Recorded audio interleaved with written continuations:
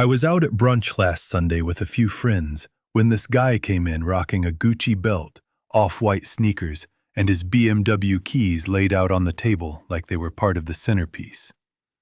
Not tucked in his pocket, not dropped casually by accident, but carefully parked right next to his mimosa so everybody could catch that blue and white badge. And that's when I started paying attention. About half an hour into brunch, the check shows up. We split it evenly, and it comes out to around $62 a person. Totally normal for a city brunch spot. And I watched this guy, the same guy flashing the designer belt and luxury car keys, pull out his phone and start doing what I can only call financial acrobatics. He's opening his banking app, moving money between accounts, asking if somebody can Venmo him and he'll pay them back next week. And I'm sitting there thinking, man, you drove here in a car that runs you $650 a month, but you can't cover a $62 brunch without shuffling money around? That's when it really clicked for me.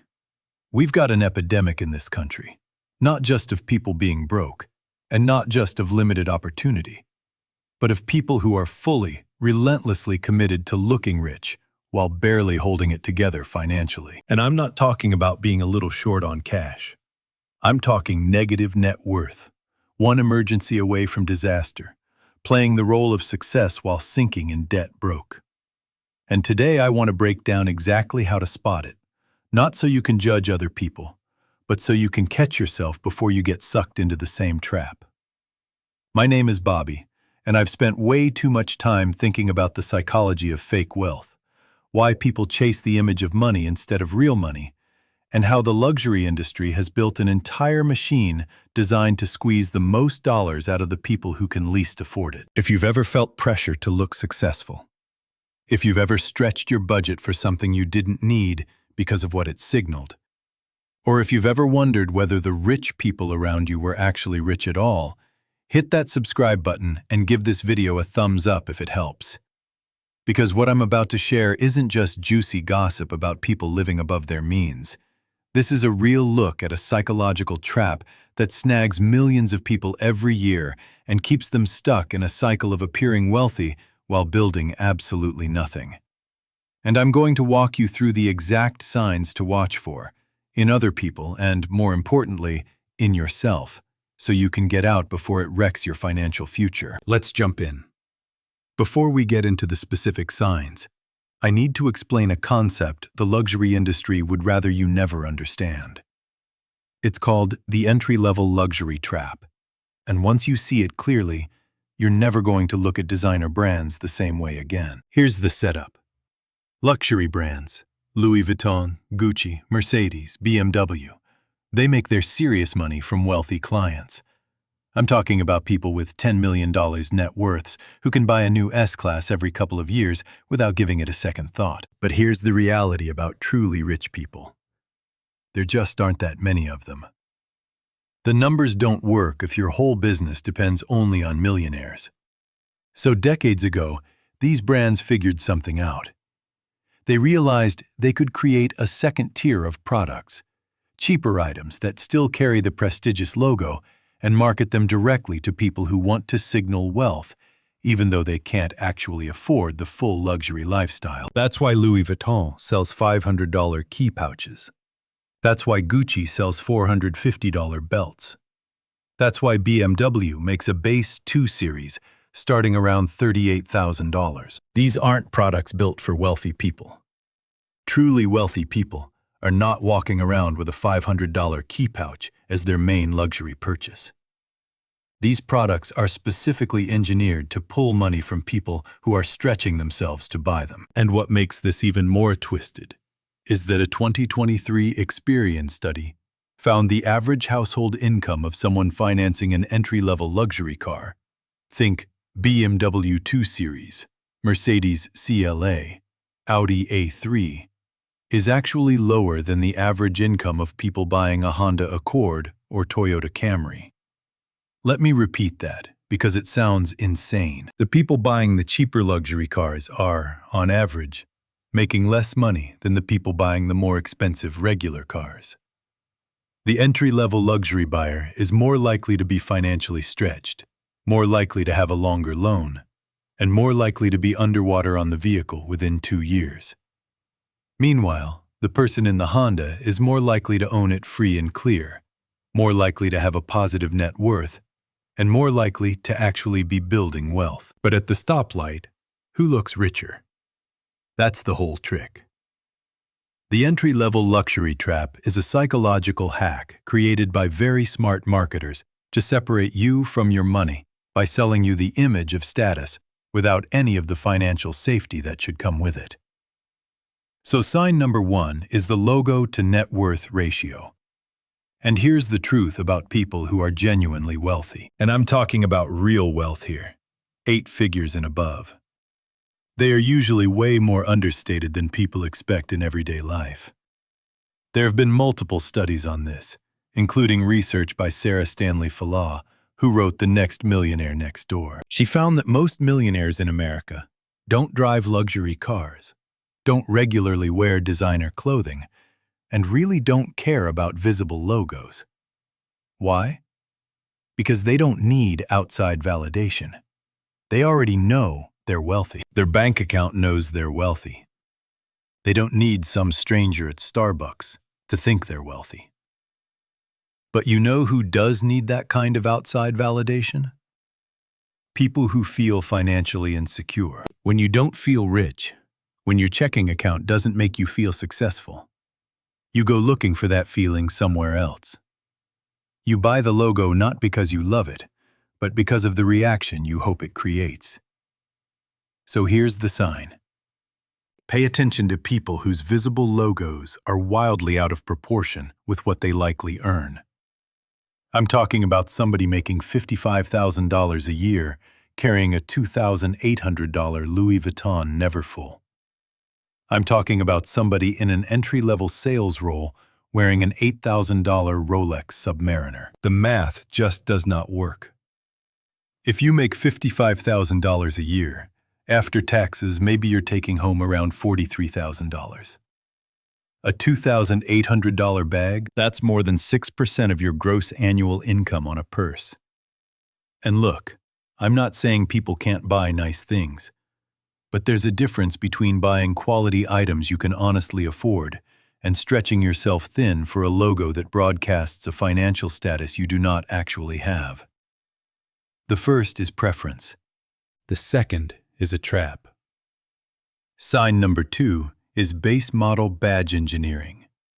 This is where it starts getting really interesting, because sign number 2 is something I see all the time, especially with younger professionals trying hard to look established. I call it base model badge engineering. Here's how it works. Somebody wants a BMW because BMW signals success, but they can't actually afford a good BMW. So they walk into the dealership and buy the absolute base trim, the one with the cloth seats, the smallest engine, no upgrades. And they pay $42,000 for a driving experience that's objectively worse than a fully loaded $32,000 Honda Accord. But here's the key piece. From the outside, when they pull up to valet, it still has the BMW badge. It still has the hood emblem, and they're hoping, praying, nobody looks too closely at the interior or asks them to punch the gas. Let me give you some real numbers, because the math here is ridiculous. A base 2024 BMW 330i starts at around $44,000. For that price, you get a 255 horsepower engine, Sensatec seats, which is just a fancy way of saying fake leather, and a pretty basic infotainment system. Meanwhile, a fully loaded 2024 Honda Accord Touring is about $39,000. For that, you get a 252 horsepower engine, almost identical performance, real leather seats, a bigger screen, more safety features, and stronger reliability ratings. The Honda is a better car by almost every objective measure. But the Honda doesn't have the badge, so people cosplaying success will pay $5,000 more to get a worse car with the right logo. And the part that really gets me is this. The people who are impressed by the BMW badge are usually people who know nothing about cars. Know who isn't impressed? Actually wealthy people. Anyone who knows cars can spot a base model immediately. The fake leather, the smaller wheels, the missing options. It's obvious. So you're spending extra money to impress people who don't know any better, while looking silly to people who do. That's the base model badge trap. Sign number 3. Sign number 3 is what I call the visible-invisible wealth gap.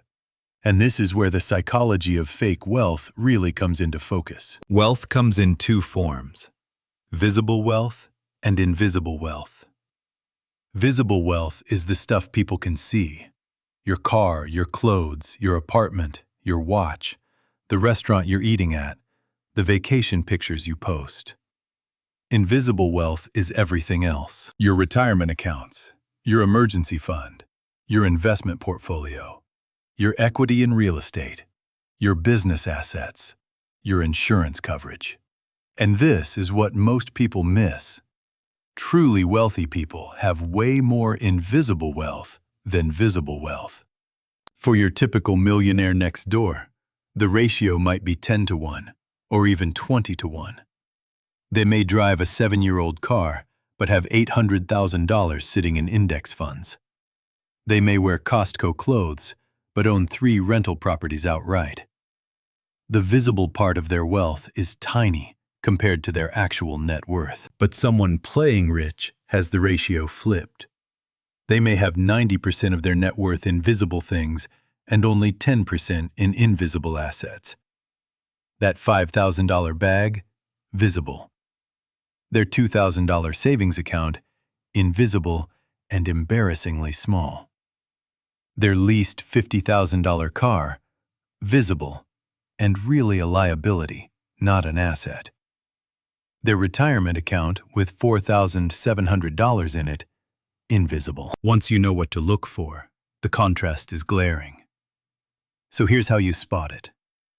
Ask yourself how much of this person's displayed wealth could realistically be supported by invisible wealth. If somebody is driving a $60,000 car and wearing $8,000 in accessories, they're showing off $68,000 in visible wealth.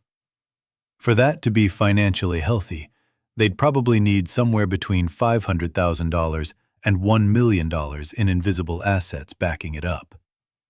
Does their age, career, and lifestyle suggest that? If somebody is 27 years old making $70,000 a year in a mid-level corporate job, I promise you they do not have $750,000 in investments supporting that lifestyle. That visible-invisible gap is a dead giveaway. Sign number 4 is the lifestyle subscription trap. Let me talk about sign number 4 because it's less obvious, but once you notice it, it tells you a lot. I call it the lifestyle subscription trap. Traditional luxury used to be about ownership. You bought a nice watch, you owned it for 30 years, maybe handed it down to your kids. Wealth used to have durability, but modern fake wealth is increasingly subscription-based. And the people who built these subscription models are geniuses at extracting the maximum amount of money from people performing success. Think about it. Leasing a luxury car instead of owning one. Renting designer pieces from services like Rent the Runway or Bag, Borrow, or Steal. Paying monthly fees for access to luxury lounges or clubs.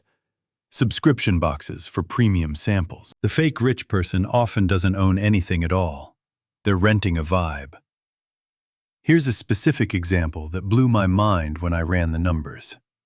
Say someone leases a Mercedes E-Class because they can't afford to buy one. The lease is $689 a month for 36 months.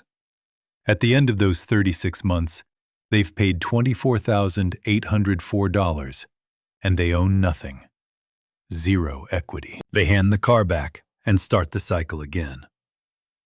Now compare that to someone else who buys a 3-year-old Honda Accord for $24,000, financed at 5% over 48 months. Their payment is around $552, a lower monthly payment, and at the end of those 48 months, They own a car that's still worth maybe $12,000 to $15,000. They built equity. Over a 10-year span, the person leasing luxury cars spends roughly $83,000 and owns nothing the whole time. The person buying and keeping regular cars spends roughly $48,000 and always owns a car with real value. The leasing person looks richer in the moment. The buyer is richer in every single moment. That's a $35,000 difference over 10 years, enough for a house down payment. And it all gets burned on the performance of wealth instead of the construction of wealth. Sign number 5 is the social media ratio calculation. Sign number 5 is especially relevant for younger people, and I need you to really hear me on this one because it's everywhere. I call it the social media ratio calculation, and here's how it works. When someone is genuinely wealthy and secure, they don't need to document every expensive experience. They're not taking pictures of every fancy dinner, every vacation, every bottle of champagne. Sure, they may share some things, but there's no desperation behind it. But when someone is cosplaying success, every luxury experience gets documented because the documentation is the whole point. The meal wasn't really for them. It was for the Instagram story. The trip wasn't mainly for the experience. It was for the content. Watch for people whose social media presence is almost entirely built around expensive experiences and luxury items. That's a red flag, because here's the psychology.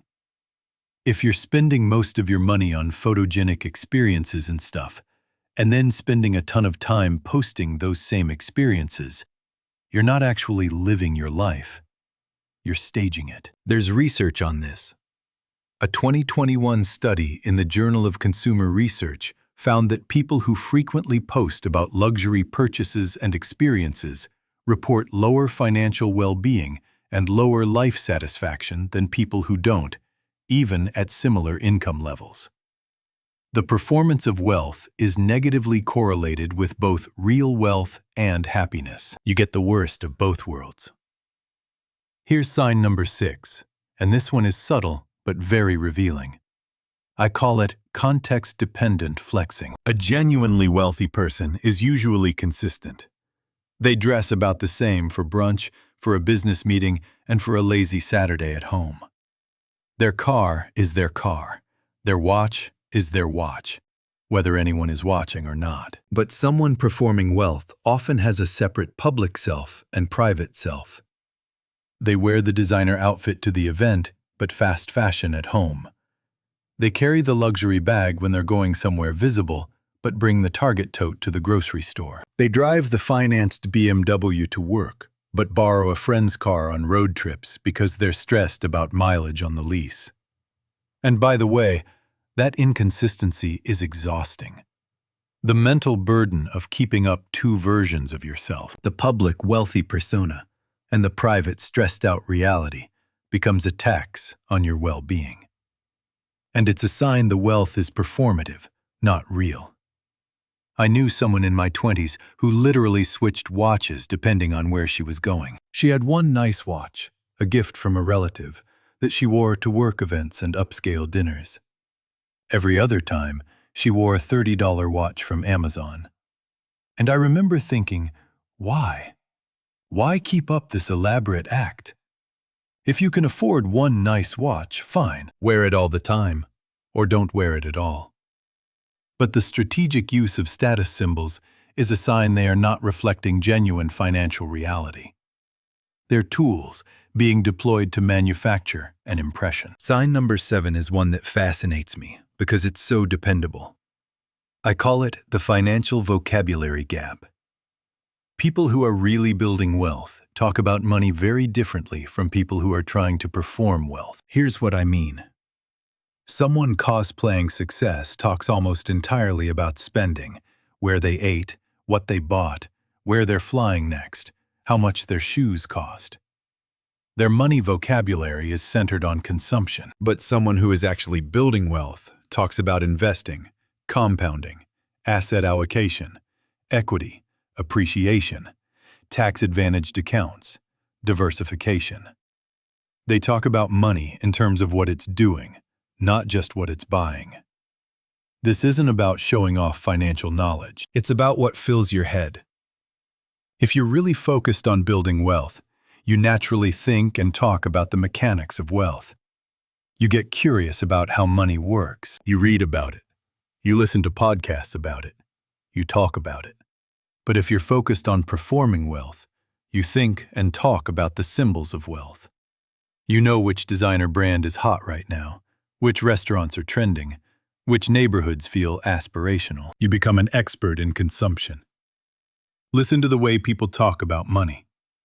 Are they talking about spending it or growing it?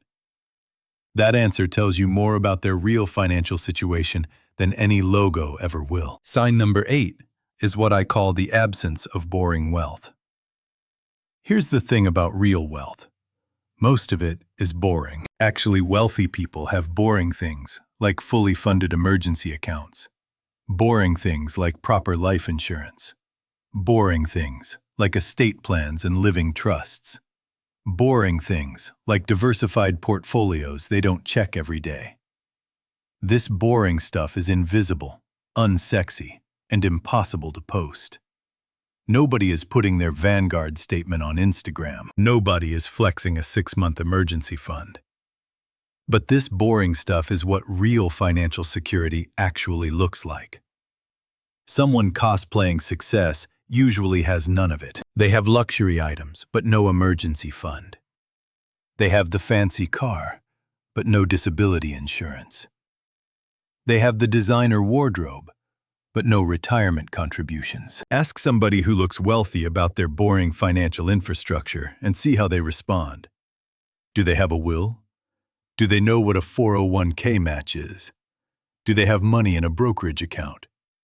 Do they have 6 months of expenses in cash? If the answer is no to all of that, but yes to designer bags and luxury cars, you are looking at a costume, not a fortune. A Federal Reserve study found that nearly 40% of Americans can't cover a $400 emergency expense without borrowing or selling something. But I guarantee you, a meaningful chunk of that 40% owns something with a luxury logo on it. The priorities are upside down. Sign number 9 is what I call the fixed cost to income disaster. And this is where the financial reality really shows up. Here's how it works. Financial stability is not just about how much you earn. It's about how much of that income is already spoken for before you even get out of bed. Your rent or mortgage, your car payment, your insurance, your minimum debt payments, your subscriptions, your phone bill. That is your fixed cost floor. It's money that's already gone no matter what happens. Financially healthy people usually keep fixed costs under 50% of take-home pay, and ideally closer to 40%. That leaves room for variable spending, saving, investing, and dealing with emergencies. But someone cosplaying success often has fixed costs at 70%, 80%, even 90% of income, because every luxury commitment felt affordable on its own. The luxury apartment was only $2,200 a month. The car was only $650 a month. The memberships and subscriptions were only $300 a month, but it all stacks until nothing is left. Here's a real example. Someone making $75,000 a year takes home maybe $4,800 a month after taxes. Their affordable luxury apartment is $2,200. Their affordable luxury car is $650. Insurance, phone, subscriptions, and minimum payments add another $600. They've spent $3,450 before buying a single meal, grocery item, drink, or Uber ride. They have $1,350 left for everything else. Food, fun, clothes, emergencies, travel, savings, investments, all of it. That's about $45 a day for their entire life outside fixed costs. So what happens when an emergency hits? What happens when the car needs an $800 repair? What happens when they get sick and miss work? The answer is debt. Every time. More debt. The whole lifestyle is a house of cards. And that brings me to sign number 10, which is the clearest sign of all. I call it the money stress inversion. Here's what I mean. Logically, you'd assume that someone displaying a lot of wealth would be relaxed about money. If you can really afford a $5,000 bag, then a $50 dinner tab shouldn't stress you out. If you can really afford a $60,000 car, a $200 electric bill should not feel scary. But with people cosplaying success, the opposite happens. They show luxury, but panic over basics. They own expensive things, but become visibly anxious when ordinary expenses come up. They'll suggest weird ways to split the bill. They'll mysteriously disappear to the bathroom when the check lands. They'll be squeezed on routine costs while maintaining expensive aesthetics. Because here's the truth. Those expensive items were bought at the expense of financial breathing room. Every dollar went into the performance, leaving nothing for everyday reality. So they end up displaying wealth while living with money stress, which is the exact opposite of what real wealth is supposed to provide. Real wealth gives you options, flexibility, peace of mind. It means not worrying about the $50 or the $200, because it truly does not matter. If someone is wearing a Rolex but stressed about an unexpected $300 expense, that Rolex is not evidence of wealth. It's the reason they don't have any. Now maybe you're thinking, Bobby, this sounds like a lot of judgment about how other people spend their money. Isn't that their business? And on one level, sure, people can spend however they want. But here's why I made this video. I'm not really talking about other people. I'm talking about you. I'm talking about the version of you that might be tempted to make these same decisions. I'm talking about the pressure you may feel to signal success before you've actually built it. Because here's the reality. The pressure to look successful is real, and it's everywhere. Social media floods you with curated images of wealth. Your coworkers show up with nicer stuff, and suddenly you feel behind.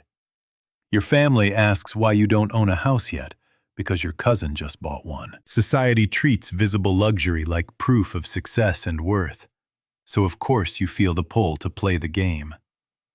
But the game is rigged. The entry-level luxury trap, the logo to net worth ratio, the visible-invisible wealth gap. These are not accidents. They are designed to extract maximum money from the people who can least afford it, transferring wealth from the aspiring middle class to corporations profiting off insecurity. Every dollar you spend performing wealth is a dollar you are not using to build wealth. Every month of that luxury lease is a month you are not investing. Every designer item financed at 23% interest is compound interest working against you instead of for you. And the really sad part? The performance doesn't even work. People who are actually wealthy are not impressed by entry-level luxury logos. They see right through it. And everybody else, the regular people you're trying to impress, are too busy thinking about their own lives to care all that much about your bag. So what do you do instead? How do you get out of the fake wealth trap and start building the real thing? Here's my advice, and it's not complicated. First, define wealth correctly. Wealth is not what you display. It's what you own. It's assets minus liabilities. It's net worth, not lifestyle inflation. It's freedom and options, not logos and leases. Really let that sink in. Real wealth is invisible, boring, and incredibly valuable. Fake wealth is visible, exciting, and ultimately empty. Second, track your visible to invisible ratio. Look back at your actual spending over the last year. How much went to visible items, things you could show off, versus invisible items, things that strengthen your financial foundation? If the ratio is off, start shifting it. For every dollar you spend on something visible, try spending $2 on something invisible. Build the emergency fund before you build the wardrobe. Third, specifically resist the entry-level luxury trap. Before you buy the cheapest thing from an expensive brand, ask yourself, would I buy this if it didn't have the logo? If a base BMW is not actually a good value, why buy it? If a $500 designer keychain serves no purpose beyond the logo, why buy it? You are paying extra for the performance of wealth. Instead, buy the actually better product that happens to be unbranded, and invest the difference into something that can truly make you wealthy. Fourth, and this is the hardest one, work on your internal sense of worth. The reason people perform wealth is because they've tied self-worth to perceived financial status. They do not feel valuable unless other people see them as successful. This is as much a therapy issue as a money issue. But I promise you, no amount of designer stuff will fix internal insecurity. You'll buy the bag and still feel inadequate. Then the shoes, then the watch, then the car. And you'll still feel inadequate, because the hole is not in your closet. It's in your self-concept. Work on that directly. Build sources of self-worth that have nothing to do with consumption. Become truly excellent at something. Build meaningful relationships. Contribute to your community. Do things that create real pride, not purchased pride. Look, I know this video has been a little harsh at times, and I want to be clear that I'm not judging people for wanting nice things. I'm not saying you need to live like a monk and never enjoy your money. That's not the point. The point is that there's a difference between enjoying nice things within your means and wrecking your financial future for the performance of a lifestyle you cannot actually afford. There's a difference between buying quality items you truly value and buying logos that signal a status you're pretending to have. There's a difference between wealth and the appearance of wealth, and only one of those will actually improve your life, while the other keeps you stuck forever. The 10 signs I covered today, the logo to net worth ratio, base model badge engineering, the visible-invisible wealth gap, the lifestyle subscription trap, the social media ratio, context-dependent flexing, the financial vocabulary gap, the absence of boring wealth, the fixed cost-to-income disaster, and the money stress inversion. These are not just ways to spot fake wealth in other people. They're warning signs you should check in yourself. If you saw yourself in any of these patterns, that is not failure. That is awareness. And awareness is the first step toward changing. You do not need to look rich. You need to become rich. And the irony is that becoming rich usually requires letting go of looking rich for a while. Build the boring wealth. Fund the invisible accounts. Drive the unsexy car. Skip the entry-level luxury trap. Let people wonder about your finances instead of assuming you're successful because of your logos. The truly wealthy do not care what strangers think, and neither should you.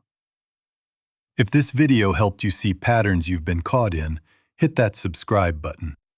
I'm going to keep making content about the psychology of money, the traps designed to keep you away from wealth, and how to actually build the financial future you deserve, not just the appearance of one. Share this with someone who needs to hear it, and I'll see you in the next one.